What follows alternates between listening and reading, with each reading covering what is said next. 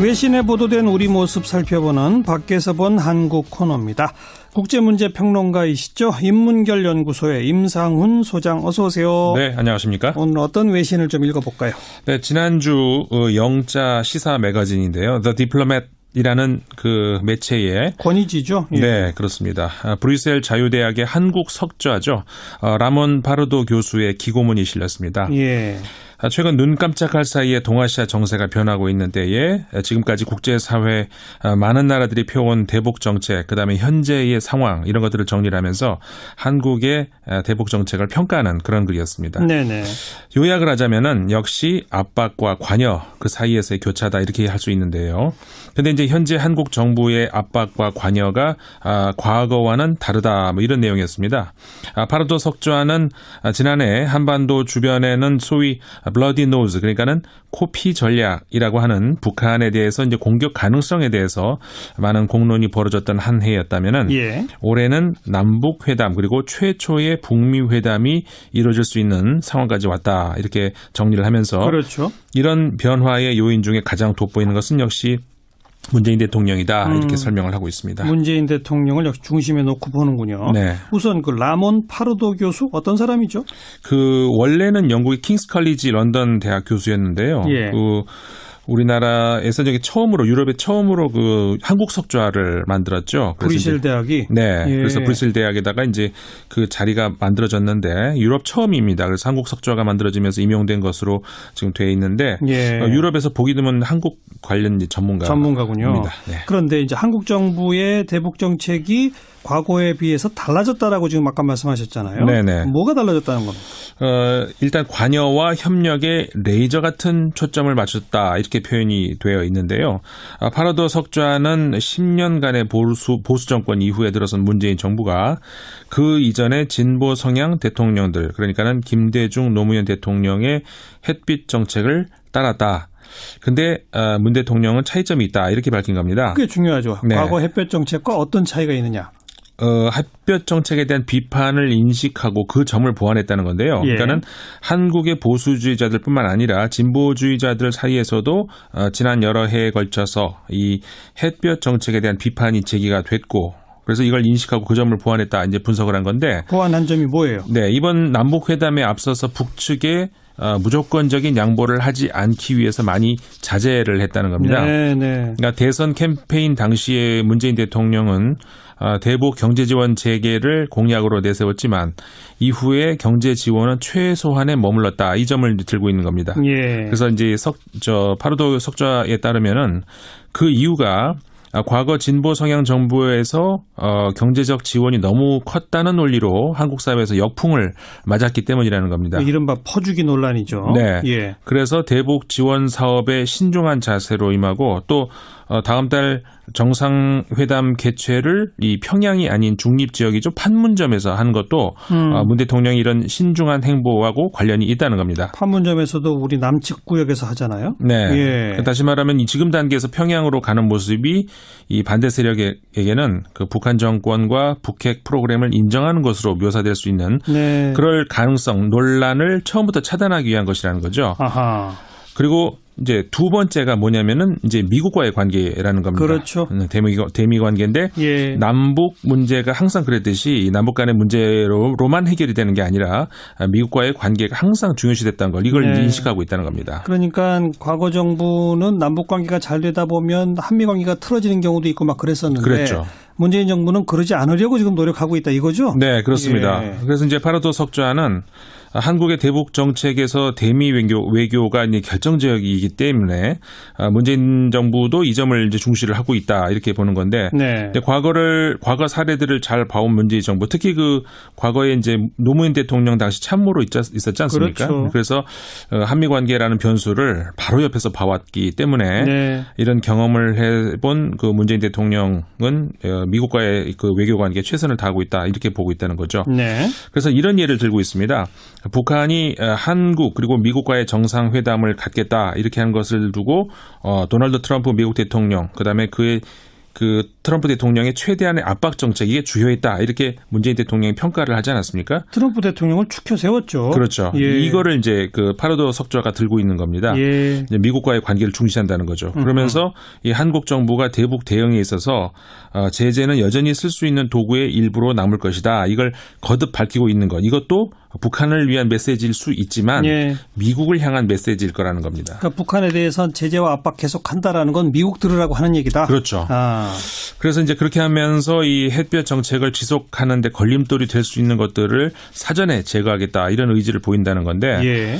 파르도 교수는 이 트럼프 대통령이 김정은과의 정상회담이 이렇게 빨리 동의할 줄은 아마 한국 정부도 미처 기대하지 않았을 수도 있다. 그렇겠죠. 이렇게 하면서 예. 하지만 이제 문재인 정부는 그 그러니까는 미국 측의 관계자들과 협의를 계속하고 이 북미 정상회담이 성사될 여건이 조성되도록 노력을 하고 있었던 점만은 분명하다 이렇게 평가를 하고 있습니다. 실제로 작년엔가 그 북한에 도발이 있을 때 문재인 정부가 바로 그 군사적 대응 행동을 네. 했지 않습니까? 그렇죠. 이런 것도 미국 정부에 신뢰를 주는 거였죠. 네, 그렇죠. 예. 근데 그래서 이제 북한에 대해서 또 미국에 대해서도 꾸준한 신뢰를 줬기 때문에 반년 동안에 탐색을 해오던 북한도 대화에 나설 수 있게 된 거고 또 미국도 이 들어선 한국 정부에 대해서 반신반의하던 이런 것 자세에서 대화를 한번 믿고 시도해 볼 수 있겠다. 이제 전환이 됐다는 거죠. 예. 뭐 이렇게 해서 이제 타임지가 지난해 보도했던 것처럼 네고시에이터 그러니까는 중재자로서의 역할을 문재인 정부가 할 수 있는 그런 행동 반경을 만들었고 북한과 미국을 테이블 앞으로 앉게 할 수 있었다. 이렇게 이제 평가를 한 건데 네. 그래서 이제 파르도 석좌에 따르면은 이런 그 외교안보 정책이 일정한 방향으로 꾸준하게 이어지려면은 이 정권에 따라서 왔다 갔다 오락가락하는 게 아니라 모든 정치 세력이 대승적 차원에서 동의할 수 있는 그런 프로세스가 만들어져야 된다는 겁니다. 너무나 중요한 얘기죠. 네. 정권 바뀌면은 뭐 완전히 기존에 했던 정책 백지화되고 이런 거 이거 안 되는 거죠. 네, 그렇죠. 국익을 중심으로 해서 일치단결된 그런 지속적인 정책이 필요한 거죠. 네. 그래서 이 대북 정책에 있어서는 먼저 이 국민적인 합의가 이루어져야 하는 것이 이제 당연하고 그 바탕 위에서 이제 정치권도 한반도의 평화 문제만큼은 좀 일관성을 가져야 된다는 것이죠. 그래서 이 파르도 석좌는 지금 현재의 한국 정부의 대북 정책은 옳은 길로 가고 있다 이렇게 판단하는 것 같습니다. 예. 그래서 이렇게 얘기를 하고 있는데 뭐라고 하냐면은 앞선 두 보수 정부는 북한의 도발을 막지 못했다. 그리고 핵무기 개발도 막지 못했고, 근데 그러면서 또 이 남북 접촉은 단절시켜 버렸던 그런 오류를 범했기 때문에 그래서 이제 한국 정부의 지금 현재의 대북 그 관여 정책이 국민들로부터 지지를 받고 있다. 이렇게 진단을 하면서 네. 국제 사회에서도 이제 많이 지금 지지를 보내주고 있기 때문에 현 정부는 이런 국민적인 그리고 국제적인 이런 지지 이런 걸 바탕으로 해서 특정 정파의 대북 정책이 아니고 한국의 대북 정책을 만들어야 될 것이다 이렇게 주장을 한 겁니다. 그렇게 특정 정파 대북 정책이 아닌 한국의 대북 정책을 만들 방법까지 제시합니까? 뭐 몇 가지 예는 들고 있습니다. 예. 그러니까 요컨대 이제 햇볕 정책이 북한을 포용한다는 점에서 설득력은 있지만은 반대로 남한의 보수 세력이 등을 돌리고 있고 맞아요. 그렇다고 또 북한에 대해서 강경 압박 제재를 하면은 북한과의 대화는 더 멀어지기 때문에 북한뿐만 아니라 남한의 보수 세력까지 포용할 수 있는 햇볕 정책이 나와야 된다. 이렇게 주장을 하는 겁니다. 예. 그래서 이제 이미 현 정부에서도 그런 가능성이 있다. 이렇게 이 파르도 석좌가 보고 있는데 네. 예를 들자면은 이번에 그 대북 특사단의 경우에 정의용 청와대 국가안보실장, 그다음에 서훈 국정원장을 투톱을 하는 팀 구성. 그랬죠. 이게 그 안보 차원에서 보자면은 비교적 보수적으로 간주된다라고 할 수 있다는 겁니다. 예. 그래서 이런 걸 봤을 때 이번 이 정부의 대북 정책은 관여, 그러니까는 적극적 대화에 중심은 두고 있지만 관여가 유일한 옵션은 아니다.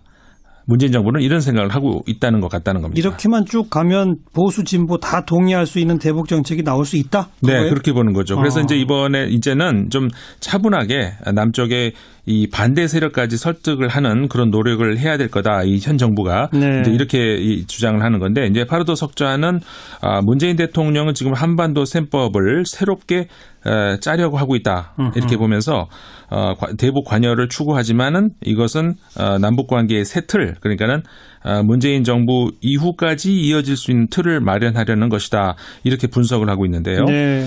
그래서 이제 그 맥락에서 조금 전에 말씀드렸던 그 보수를 어우르는 햇볕 정책 이게 만들어져야 된다는 것이 이제 이해될 수 있을 것 같습니다.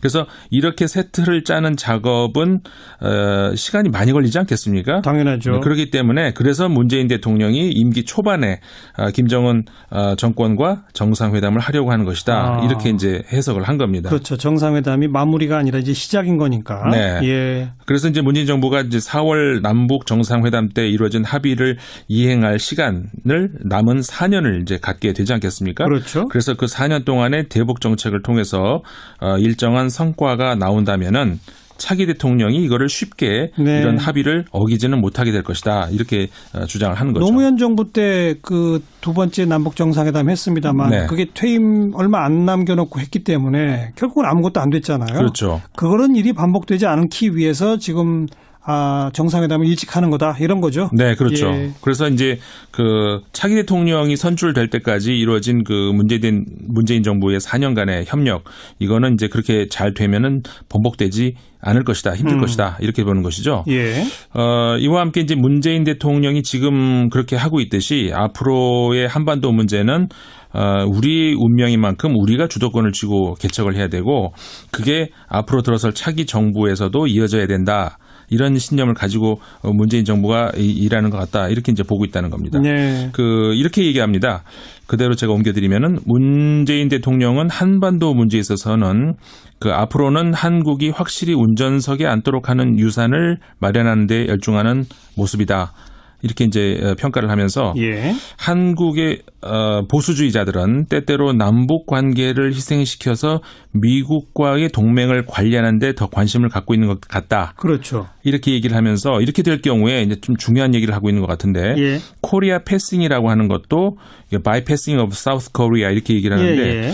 이 코리아 패싱도 바로 그래서 나오는 것이다. 이렇게 지적을 하고 있습니다. 그러니까 남북 관계 해치면서까지 미국과의 동맹에 매달릴 때 바로 그때 코리아 패싱이 생긴다? 네, 그렇죠. 그것 좀 설명해 주세요. 그래서 이제 그 한반도 안정을 되찾고 평화를 앞당기고 대북 관계 또 한미 관계 이런 것들 모두를 정상화하기 위해서는 이제 우리가 이제 운전석에 앉아서 한반도 문제를 풀어야 한다는 거죠. 예. 그래서 이제 파르도 석좌는 문재인 대통령의 경우에 이 남북 정상회담을 서울도 아니고 평양도 아닌 그 중립 지역 그러니까 판문점에서 갖기로 한 것. 예. 이것도 앞으로 정기적으로 정상회담이 정기적으로 열릴 가능성을 열기 위해서 그렇게 했다는 거고. 그렇습니다. 뭐 정례화 얘기가 벌써 나오잖아요. 네. 예. 또 앞으로 발생할 수 있는 이제 앞으로 뭐 그 여러 가지 변수가 있지 않겠습니까? 근데 그런 긴장 관계 이걸 신속하게 완화하기 위해서 지금까지 없었던 그 남북 정상 간의 핫라인을 최초로 이제 개설했다 이런 설명도 하고 있는데. 그렇죠. 또 그 현 단계에서 한국 정부가 하고 있는 일은 경제 협력 재개 가능성을 염두에 두고 김정은의 그 경제 개혁 추진이 얼마나 진정성이 있는 것인지 그리고 한국이 어디까지 북한을 지원해 줄 수 있는지 그리고 그것으로부터 얻어질 수 있는 게 뭔지 이런 것들을 좀 가늠해 보고 있는 그런 중이다. 네. 이렇게 하면서 이제 결국은 이게 이런 것들이 현 정부만의 업적으로 끝나면 안 되고 정부가 바뀌면 또 백지화되는 것이 아닌 앞으로 향후 후임 대통령들이 사용할 수 있는 준영구적 이렇게 표현합니다. 준영구적인 틀을 예. 발전시키고 있다. 이제 문재인 현 대통령이 그렇게 돼야죠. 예, 그렇게 되면서 이게 아마도 문재인 대통령이 남길 유산 중에서 어쩌면은 가장 중요한 부분이 될 수도 있다. 이렇게 파르도 석좌는 글을 맺고 있습니다. 이제 거기다가 뭐 북미 정상회담까지 있으니까 정말 준영구적이 아니라 영구적인 네. 한반도 구조의 재정립. 여기까지 우리가 좀 내다봐야 되지 않겠습니까? 그렇죠. 네. 조금 다른 소식 하나 볼까요? 네.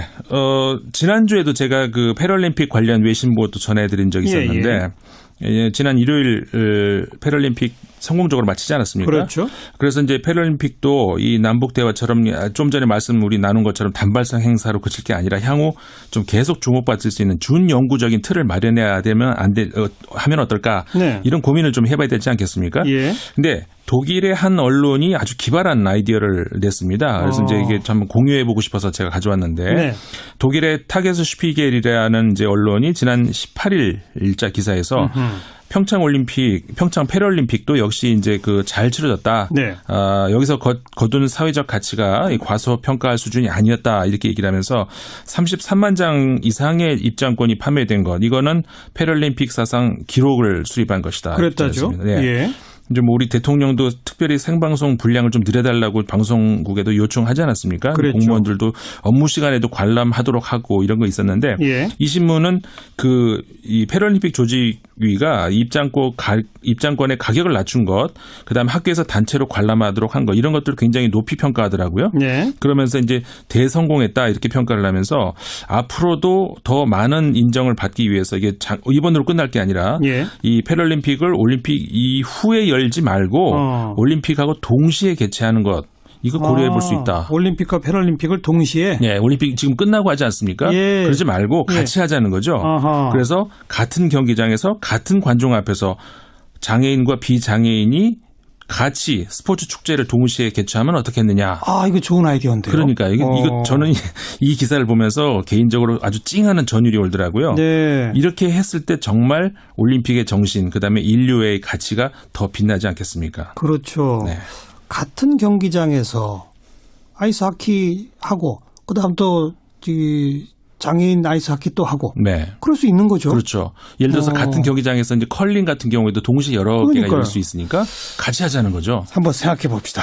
국제올림픽위원회에 제안합니다. 이렇게. 네. 네, 수고하셨습니다. 네, 감사합니다. 밖에서 본 한국이었습니다. 국제문제평론가 인문결연구소의 임상훈 소장이었어요. 예. 그래서 이제 파르도 석좌에 따르면은 그 이유가 과거 진보 성향 정부에서 경제적 지원이 너무 컸다는 논리로 한국 사회에서 역풍을 맞았기 때문이라는 겁니다. 이른바 퍼주기 논란이죠. 네. 예. 그래서 대북 지원 사업에 신중한 자세로 임하고 또 다음 달 정상회담 개최를 이 평양이 아닌 중립지역이죠. 판문점에서 한 것도 문 대통령이 이런 신중한 행보하고 관련이 있다는 겁니다. 판문점에서도 우리 남측 구역에서 하잖아요. 네. 예. 다시 말하면 이 지금 단계에서 평양으로 가는 모습이 이 반대 세력에게는 그 북한 정권과 북핵 프로그램을 인정하는 것으로 묘사될 수 있는 네. 그럴 가능성, 논란을 처음부터 차단하기 위한 것이라는 거죠. 아하. 그리고 이제 두 번째가 뭐냐면은 이제 미국과의 관계라는 겁니다. 그렇죠. 대미 관계인데 예. 남북 문제가 항상 그랬듯이 남북 간의 문제로만 해결이 되는 게 아니라 미국과의 관계가 항상 중요시됐던 것이라고 하는 북한에 대해서 이제 공격 가능성에 대해서 많은 공론이 벌어졌던 한 해였다면은 예. 올해는 남북 회담 그리고 최초의 북미 회담이 이루어질 수 있는 상황까지 왔다 이렇게 정리를 하면서 그렇죠. 이런 변화의 요인 중에 가장 돋보이는 것은 역시 문재인 대통령이다 이렇게 설명을 하고 있습니다. 문재인 대통령을 역시 중심에 놓고 보는군요. 네. 우선 그 라몬 파르도 교수 어떤 사람이죠? 그 원래는 영국의 킹스 컬리지 런던 대학 교수였는데요. 예.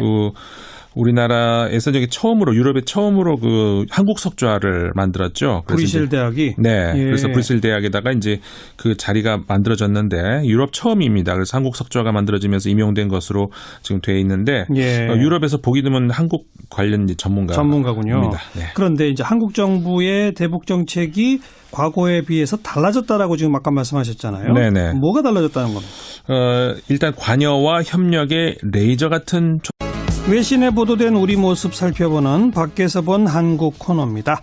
국제문제평론가이시죠. 인문결연구소의 임상훈 소장 어서 오세요. 네, 안녕하십니까? 오늘 어떤 외신을 좀 읽어볼까요? 네, 지난주 영자 시사 매거진인데요. The Diplomat 이라는 그 매체의 권위지죠. 예. 네, 그렇습니다. 브뤼셀 자유대학의 한국 석좌죠. 라몬 파르도 교수의 기고문이 실렸습니다. 예. 최근 눈 깜짝할 사이에 동아시아 정세가 변하고 있는 때에 지금까지 국제사회 많은 나라들이 펴온 대북 정책, 그다음에 현재의 상황 이런 것들을 정리를 하면서 한국의 대북 정책을 평가하는 그런 글이었습니다. 네네. 요약을 하자면은 역시 압박과 관여 그 사이에서의 교차다 이렇게 할 수 있는데요. 근데 이제 현재 한국 정부의 압박과 관여가 과거와는 다르다 뭐 이런 내용이었습니다. 파르도 석좌는 지난해 한반도 주변에는 소위 bloody nose, 그러니까는 코피 전략 초점을 맞췄다 이렇게 표현이 되어 있는데요. 파라도 석좌는 10년간의 보수 정권 이후에 들어선 문재인 정부가 그 이전에 진보 성향 대통령들, 그러니까는 김대중 노무현 대통령의 햇빛 정책을 따랐다. 근데 문 대통령은 차이점이 있다 이렇게 밝힌 겁니다. 그게 중요하죠. 네. 과거 햇볕 정책과 어떤 차이가 있느냐.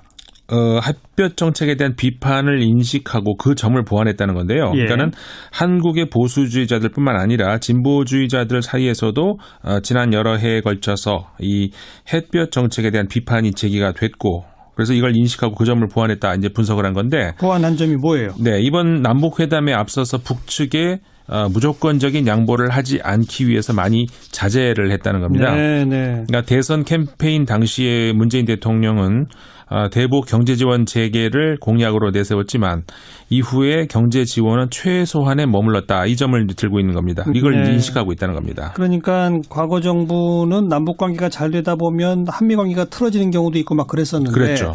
문재인 정부는 그러지 않으려고 지금 노력하고 있다 이거죠? 네, 그렇습니다. 예. 그래서 이제 파라도 석좌는 한국의 대북 정책에서 대미 외교가 이제 결정적이기 때문에 문재인 정부도 이 점을 이제 중시를 하고 있다 이렇게 보는 건데, 네. 과거 사례들을 잘 봐온 문재인 정부, 특히 그 과거에 이제 노무현 대통령 당시 참모로 있었지 않습니까? 그렇죠. 그래서 한미 관계라는 변수를 바로 옆에서 봐왔기 때문에 네. 이런 경험을 해본 그 문재인 대통령은 미국과의 그 외교 관계에 최선을 다하고 있다 이렇게 보고 있다는 거죠. 네. 그래서 이런 예를 들고 있습니다.